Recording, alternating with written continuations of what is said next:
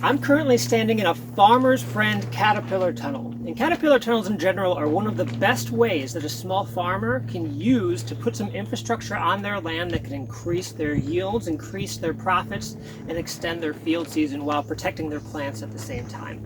One of the issues with these tunnels, though, is that none of the frame is actually connected into the ground itself. They're just laying on top of rebar that you put into the ground. And that can work for 99% of the time, but if you're living in a high wind area, it's susceptible to perhaps damaging or destroying your tunnel during winds of 60, 70 mile an hour gusts, things like that. So I'm going to show you two ways that you can use to easily and cheaply improve the structural integrity of your caterpillar tunnel.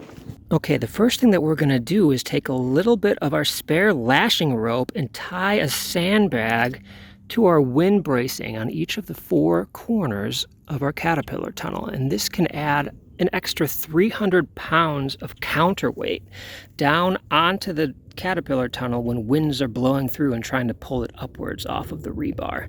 Just make sure to keep the rope a little loose so that it's not pulling down on your bracing 24/7 only when the wind comes through and tries to pull it upwards.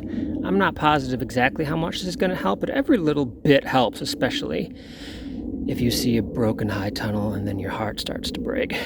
Now, the second and probably better way of protecting your caterpillar tunnels against wind damage is to build end walls onto either side.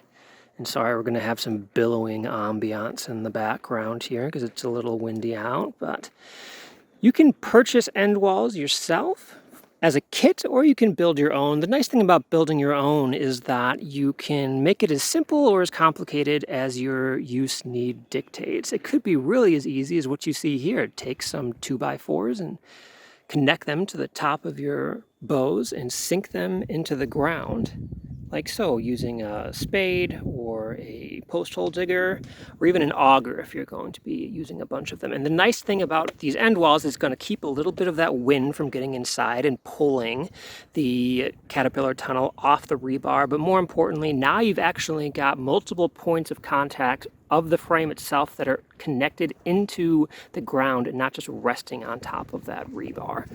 Making an end wall is very easy. All you have to do is purchase a brace band and an end wall bracket, and then attach either a piece of metal or a green treated 2x4 and sink it right into the ground. Then after you've got the structure, just batten some plastic or insect netting, whatever is best for your needs, and make some batten tape. Now, the center of my end walls, I'm going to be building custom doors onto them, very similar to what I have for my larger high tunnel over here.